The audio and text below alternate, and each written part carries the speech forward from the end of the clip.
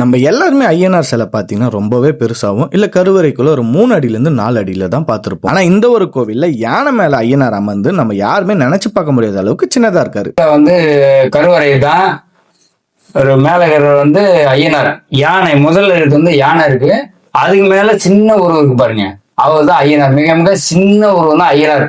மடிப்புங்கள் போட்டு உட்காந்துருக்காரு, ஒரு காலம் மடிச்சு ஒரு காலம் தொங்க விட்டு உட்காந்துருக்காரு. ரொம்ப உன்னிப்பா பாத்தீங்கன்னா தெரியும். பெரிய உருவமா தெரிவித்து வந்து யானை, அதுக்கு மேல இருக்காரு பாருங்க, அவர் தான் வந்து ஐயனார்.